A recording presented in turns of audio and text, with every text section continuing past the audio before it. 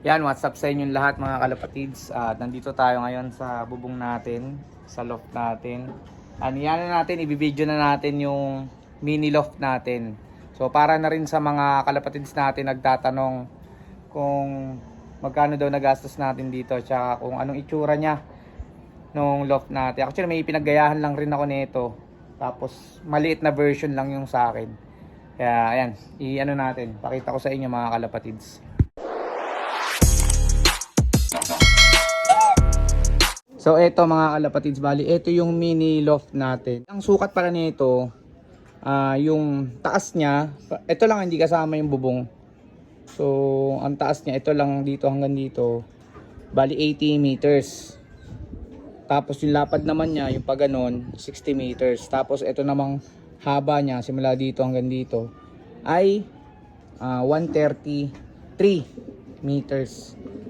So yun lang mga kalapatids, kasi ano lang naman to parang tantsahan lang. Ayan, bali etong mini loft natin na ito, dati ko tong stock loft. Ano lang yan, plain lang yan, napa-square. Ayan, wala yung bubong, wala tong viewing, wala itong sa trap. Bali yan yung pinadagdag ko dyan sa ano na yan, sa loft na yan. So ayun, yun lang naman. At tapos yung gastos natin dyan mga kalapatids, bali ang nagastos ko lang dyan, bumili ako isang steel matting, ganitong bakal, isang piraso din na 10mm. Tapos ayun, yung trapdoor na yun, Shopee lang yan. Tapos itong mini X makina, matagal ko na to nabili, na stock ko nga to ayun, no? Hindi ko naman nagamit, ngayon ko lang nagamit, napakinabangan naman. So ayan. Tapos bumili pala ako ng 1x1 na angle bar para dun sa may bubong. Bali ito yung side view niyan. Ito yung hallway ko papunta dun sa terrace namin. Dito na ako dumadaan. So ayan yung side view niyan dito mga kalapatids. Yan, ganyan siya. Tapos ginamit ko yung lumang box perch ko. Tapos maraming salamat nga pala dun sa sa nagsuggest nito. Nagsuggest nitong ganito gawin kasi nga nag-aaway silang tutuan. So nilagyan ko lang muna. Hindi pa natin napinturahan. Papansin niyo tatlo lang yung ibon natin dito. Ang bihira, nakawala yung tatlo. Ayun. May pintuan kasi dito, ayun pintuan yan. Ito kasi tatanggalin natin to mga kalapatids. Wala yan. So bali, hindi natin alam kung dito natin papapasukin yung mga yan. Pwede yan, pwede dito. Tapos maglalagay din kasi ako dito ng pa. Meron pa akong 10mm doon. Ayun ang dami pa natira. So maglalagay tayo dito ng ganyan bakal, steel matting, landing board yan. Lalagyan natin to ng landing board para dito sila papasok sa mini X makina. So ito tatanggalin din natin to dito. Bali ito nga palang mga cages na to ay lilipat natin doon sa tropa natin. Iiwan lang ako ng 2 piraso o 3 siguro para sa atin. So ayan, yun lang yung mga kalapatids. So bali, ayun lang, naglagay lang ako dito ng ito.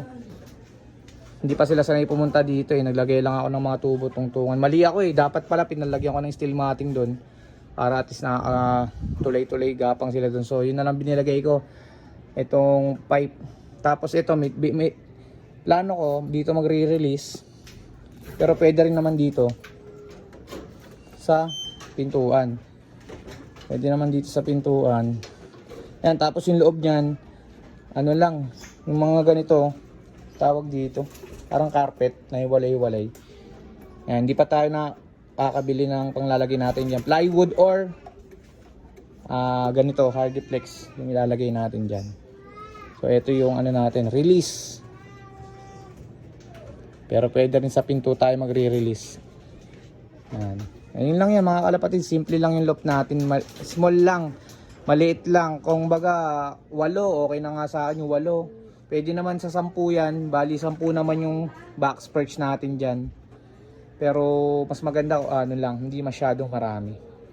So yun lang mga kalapatid, sa mga nagtatanong, nagpi-PM sa atin. So ito po yung mini loft natin. Sa gastos natin dyan, hindi naman tayo masyadong gumastos ng malaki kasi buo na kasi ito buo na.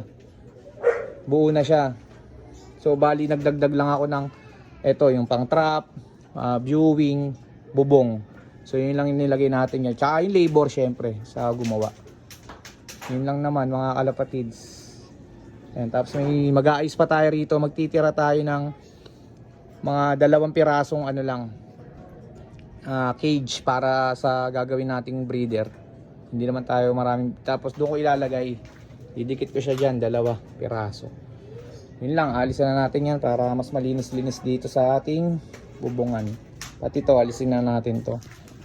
So ayan lang, ito yung pinagawa ko na bubong. Soon magiging kwarto rin kasi ito ng mga anak ko.